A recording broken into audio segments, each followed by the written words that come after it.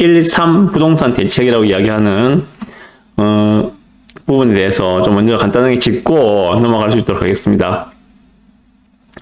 보시면 국토교통부에서 공개한 2023년 업무 계획에 여러 가지 규제 완화와 관련된 내용들이 대거 발표가 되었습니다. 그 부분을 제가 원문도 같이 말씀을 드릴게요. 일단 먼저 신문에 나와 있는 내용 가지고 팩스 체크 해드리고 원문 가지고 말씀을 드리겠습니다. 한번 보십시오. 일단 자, 분양가 상한제 실거주 의무 폐지 수도권 전매 제한 10년에서 3년으로 라는 내용이 있는데, 일단 요약한 게 요 내용입니다. 지금 규제 지역 해제는 지금 서울의 가장 핵심지라 이야기하는 서초, 강남, 송파, 강남 3구, 그리고 용산 요 4개 지역만 빼고 전국에, 서울 포함한 전국의 모든 규제 지역은 다 풀렸습니다. 투기 과열지구, 투기지구, 조정지역 모든 게 다 풀렸습니다. 요 4군데만 빼고, 여기만 빼고 다 풀렸어요. 이제 그러면 동일선상입니다. 한마디로 강남 4구라 이야기하는 강동구나 동작구, 그리고 영등포구, 그리고 마포구 이런 애들하고 부산하고 이제 같은 레벨이란 거예요. 규제가 없다는 거지. 이제 여기는 무슨 말씀은 이해되시죠, 그죠? 통상적으로 우리 마포구나 동작구나 강동구는 부산보다는 상급지라고 이야기합니다. 그죠? 그런데 이제는 모든 규제가 없어. 다 똑같은 팔에 달고 있던 모래 주머니를 갖다가 다 떼버린 거예요. 이제 똑같은 상황입니다. 이럴 때 판단을 잘해야 됩니다. 이렇게 이제 모래 주머니를 줄줄이 달고 있던 것 갖다가 다 떼줬어. 여기 용산하고 강남 3구 빼고는 다 떼줬어. 그러면 이제 부산이 더 빨리 뛰어갈 수 있는가? 아니면은 서울의 마포가 더 빨리 뛰어갈 수 있는가? 잘 생각을 해보셔야 됩니다. 마찬가지 개념으로 지금 성남 분당구도 풀렸다는 거죠. 그리고 수정구도 풀렸잖아요. 분당이 빨리 뛰어갈 수 있는가? 부산 해운대가 빨리 뛰어갈 수 있는가? 이런 것도 생각을 해봐야 됩니다. 보시죠. 그리고 분양 규제에서 풀린 것들이 대부분인데 보면은 전매 제한을 풀어줬습니다. 전매 제한을. 그래서 수도권 최대 3년으로, 비수도권은 최대 1년으로 했습니다. 지금 지방광역시에 전매 제한이 묶여 있었죠, 그죠? 3년으로 묶여 있었습니다. 요게 지금 6개월로 풀렸거든요. 그 내용까지 같이 나중에 말씀드릴게요.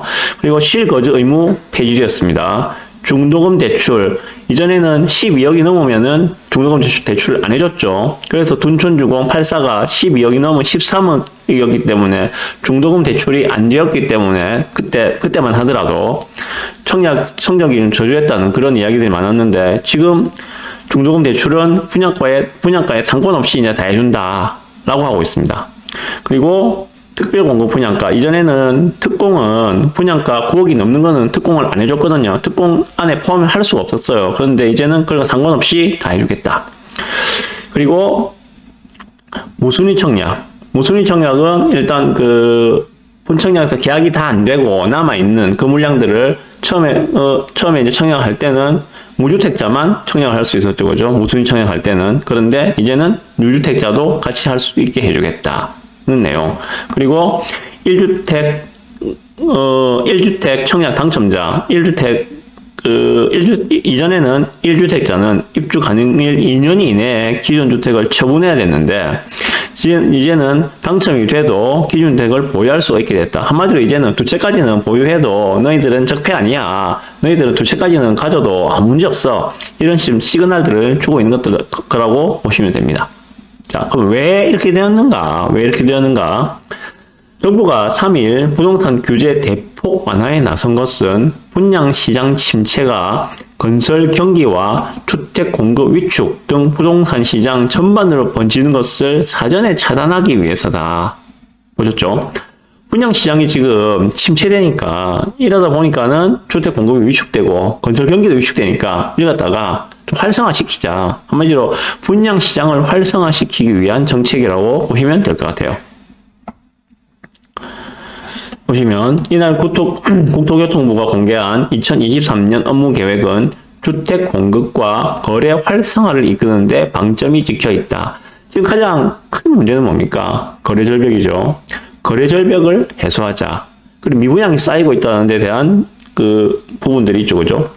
지난해 11월 전국 미분양 주택은 58,000채로 국토부가 판단하는 위험 수준 62,000채에 근접했다. 그래서 미분양이 늘며 부동산 PF 대출 부실 등 우려도 커졌다. 그래서 이러한 미분양 갖다가 빨리 해소하기 위한, 그래서 빨리 좀 사가라. 빨리 사가서 사면은 뭐 양도세도 1년만 지나면은 일반 과세를 해줄 것이고, 그리고 대출도 해줄 것이고, 이런 뭐 당근책들을 계속 내놓고 있는 상황입니다. 왜 이렇게 하는가? 왜 이렇게 할 수밖에 없는가? 건설사들의 유동성들이 다 꽉화되기 때문에 미분양이 쌓이면은 그거는 건설사가 부실로 앉게 되고, 결국은 거기에 부동산 PF 프로젝트 파이낸싱 대출을 해준 금융권의 부실로 연결될 수 있기 때문에 그걸 빨리 해소를 하자, 이런 의도로 보입니다. 네, 요게 첫 번째 계산인데 같이 이어서 보실 게 지금, 자, 그러면 이제 규제 지역에 해제된 서울 급반등은 아니어도 거래는 차츰 회복될 것 같다는 그러한 전망들이 나오고 있습니다. 부동산 시장에서는 기대감이 솔솔 나오고 있다라는 기사입니다. 정부가 강남 상구와 용산을 제외한 모든 지역의 규제를 해제하겠다고 밝힌 가운데 집값 하락세가 가파른 노도강 및 광명 등 지역에서도 조금씩 기대감이 흘러나오고 있다. 다만 아직 추가금리 인상의 가능성이 끝나지 않았고 매수 심리가 크게 꺾여 있어 시장에 큰 반응은 없을 것이라는 목소리가 나오고 있다. 이런 목소리는 항상 나오고 있고 이건 다 알고 있죠. 이제 지금 부동산 시장을 좌지우지하는 가장 큰 변수는 금리죠.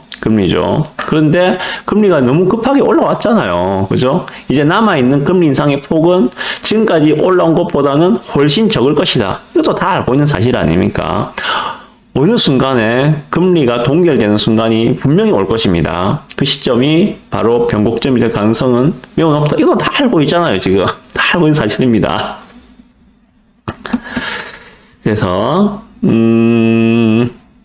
국토부는 이번에 지금 서울 강남 상구하고 용산구는 그 대상에서 제외를 했다. 그 이유가 뭐냐? 왜냐하면 대기 수요 등을 감안해서 서울의 강남 상구와 용산은 언제든지 사람들이 그 진입하려고 대기 수요들이 빵빵한 최고의 지역이다라고 정부가 판단하고 있는 거죠. 그래서 여기는 지금 미안하지만 좀 풀어줄 수가 없고 좀 더 기다려봐, 이런 제스처죠. 이렇게 보시면 되고요. 그리고 지금 이제 마지막으로 같이 보실 기사는 DSR만 남고 다 사라졌다. 분양 시장부터 온기가 돌 것이다. 라는 기사입니다. 정부가 DSR을 제외한 부동산 규제를 사실상 모두 풀면서 급격한 가격 하락세에 제동이 걸릴 것으로 기대된다. 라고 합니다. 근데 사실 뭐 완전 다 푼 건 아니죠. 아직까지 좀 풀 게 남아 있습니다. 뭐 DSR은 물론이고 취득세 부분도 아직까지 3주택에서는 4%, 4주택부터는 6% 이렇게 돼 있잖아요. 그죠? 이것도 다시 원상복귀 시켜서 1에서 3%로 만들어 줘야 되고, 그리고 법인 투자 다 묶어놨잖아요. 그죠? 종부세도 묶여 있고 취득세에서도 6%를 묶여 있고, 이 부분들도 좀 풀어서 법인을 활용한 투자들도 가능할 수 있도록 좀 해줘야 되고, 아직 풀 거 많습니다. 아직까지 지금 완전히 그 문재인 정부 초기 시절로 돌아간 건 아니라 생각하거든요. 근데 그렇게 하기에는 좀 부담이 크겠죠. 근데 상황을 봐가면서 계속적으로 이렇게 거래 절벽이 이어지고 이런 상황이 된다면은 정부로서는 어쩔 수 없는 결정을 할 수밖에 없지 않을까 하는 생각은 듭니다. 네, 일단 요까지가 팩트고 원문 가지고 말씀드리겠습니다. 자, 요겁니다. 국토교통부 보도참고 자료 1월 3일 날 어제 나왔죠. 2시에 나왔습니다. 많이 보셨죠? 혹시 못 보신 분들을 위해서 제가 간략하게 브리핑 해드리겠습니다. 자, 목적은 이겁니다. 주택시장 연착륙, 그리고 서민 취약계층 주거 안정, 요게 목표입니다. 그래서 크게 들어있는 내용들이 규제지역 및 민간택지 분상제 지역 해제, 전매 제한 완화, 분상제 주택 실거주 의무 폐지, 그리고 공공주택 100만원 본격 공급, 이런 내용이거든요. 요거를 지금 국토교통부 장관님, 원희룡 장관님이 대통령께 국토교통부 업무 보고를 하는 자리에서 발표를 했다고 합니다. 특히 부동산 분야에서는 최근 주택시장 침체 및 경제난으로 인한 주거 불안에 대응하여 시장 연착륙을 위한 규제 정상화와 서민 취약계층의 주거복지 강화를 적극 추진하기로 했다. 그래서 세부 내용은 다음과 같다. 보시면 규제지역 해제 말씀드렸죠, 그죠? 서울 강남 3구 플러스 용산 외에는 모든 규제지역이 다 해제되었다. 이제 한 번 더 말씀드리지만은 부산 해운대구와 서울 마포구, 서울 강동구는 이제 같은 레벨입니다. 같은 레벨에서 달려야 됩니다. 생각을 해봅시다. 그러면 자, 서울 강동구도 장난 아니게 떨어졌거든요. 거의 30% 40% 가까이 떨어진 아파트를 즐비합니다. 자, 부산 해운대구도 30% 이상 떨어진 아파트들 많습니다. 자, 그러면 내가 투자자라면 어디를 먼저 달려갈 것인가? 잘 생각을 해보셔야 됩니다. 지금 상황에서는 같은 투자금이라면은 어디를 난 먼저 가서 선점을 할 것인가? 이런 부분도 생각을 해보셔야 돼요. 제가 그래서 늘 드리는 말씀이 지금은 핵심 위주로 집중을 하실 타임이라고 말씀드렸잖아요. 그죠? 지금은 지방을 볼 때가 아니라 지금은 핵심 위주로 집중을 하실 타이밍이다. 라고 말씀을 드린 것이 바로 그런 이유입니다. 왜? 수요가 더 빵빵한데 먼저 가거든요, 사람들이. 그 뒤에 광역시로 오고, 그 뒤에 지방으로 흘러가거든요. 지금 가장 호재는 뭐라 생각하십니까? 가장 호재는 가격이 떨어진 겁니다. 서울 눈만 뜨면 지금 억억 소리 나게 떨어지고 있다는 신문기사를 보고 계시잖아요. 이런 상황에서 누가 거제도 달려갈까요? 거제도 달려가겠습니까? 서울 마포로 달려가겠습니까? 서울 강동구로 달려가겠습니까?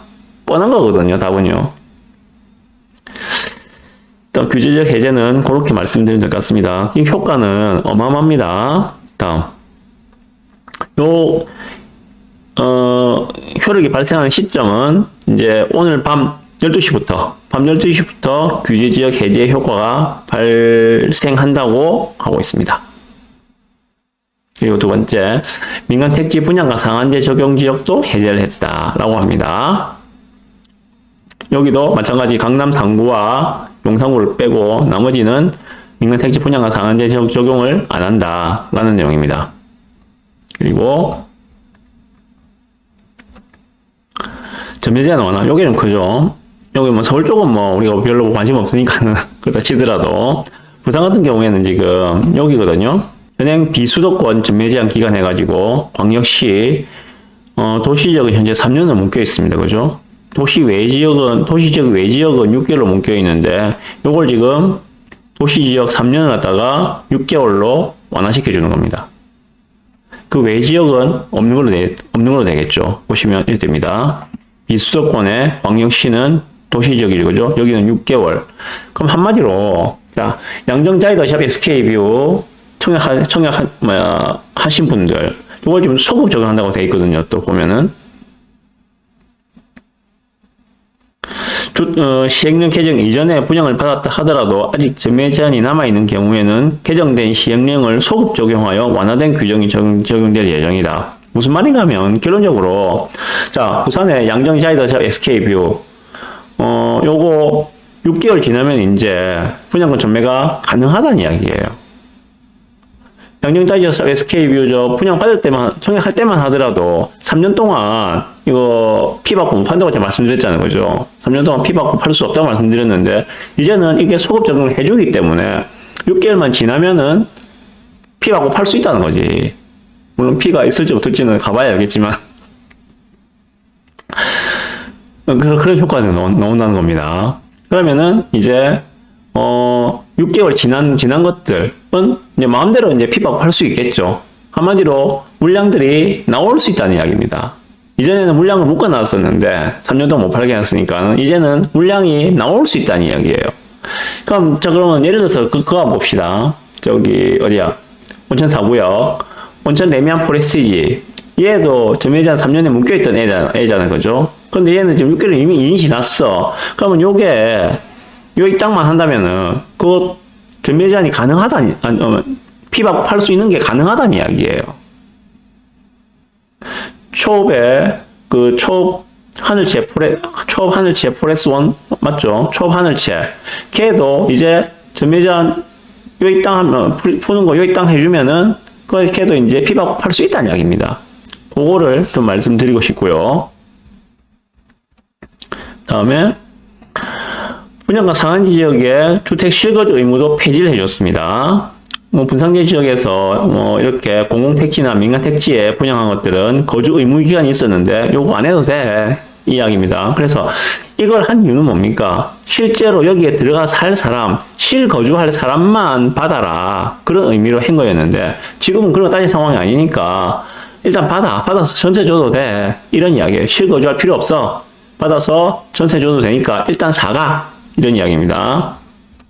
자, 보시면 중도금 대출도 이전에는 저도에 말씀드렸는데 12억이 넘으면은 중도금 대출을 안 해줬어요. 근데 이제는 그런 거 없어. 중도금 대출 다 해줄게. 일단 사가 이런 이야기입니다. 정부가 좀 많이 급하다는 게 느껴지시죠? 그 대책이 보니까 지금 거의 한 달, 두 달 간격으로 지금 계속 나오고 있어요. 제가 말씀드렸죠. 앞으로 이런 규제 완화 정책들은 좀 더 빠르게 진행될 것이라고 말씀드렸는데 아니나 다를까 지금 진짜 빠른 속도로 과감하게 보폭들을 펼치고 있습니다. 이번에 솔직히 저는 서울 전 지역이 강남, 상구, 용산 빼고 다 해줄 거라고는 생각을 못 했거든요. 이렇게 빨리 생각했는데 진짜 해줬어요. 중도금 대출도 다 해줍니다, 이제. 15억이 아니라 20억이 된다 하더라도 중도금 대출 해줍니다, 이제. 특공을 말씀드린 것 같고, 1주택 청약 당첨자의 기존 주택 처분 의무도 폐지했다. 그래서, 원래는, 기존에 보유하고 있던 주택을 입주 가능일로부터 2년 이내에 처분해야 한다. 라고 했는데, 근데 최근 거래 침체 등으로 기존 주택의 처분이 어려워지면서 입주 등의 어려움이 발생하고 있다. 그래서 청약에 당첨된 1주택자의 기존 주택 처분 의무를 폐지한다. 라고 하고 있습니다. 그러면 이제는 두 채 들고 가도 된다. 이 이야기예요.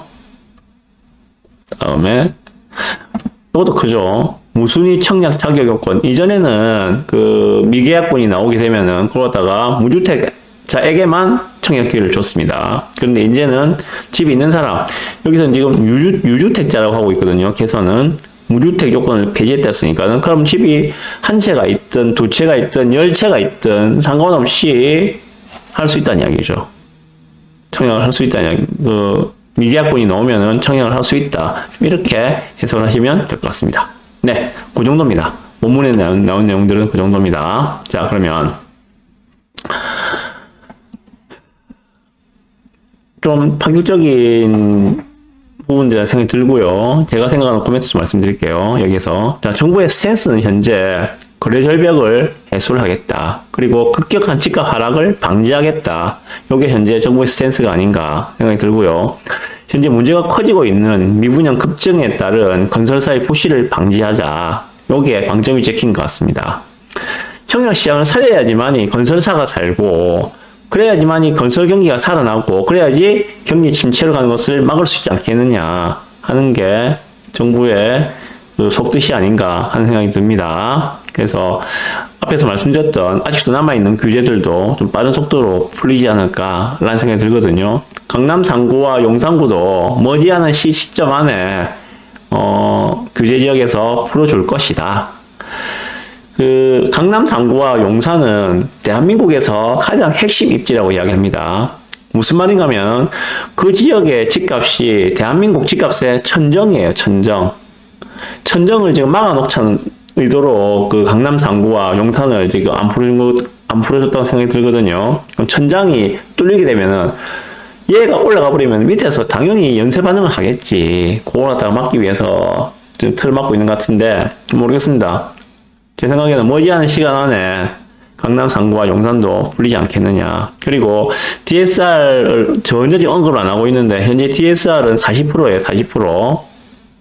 무슨 말인가 하면 DSR 아시죠? 그죠?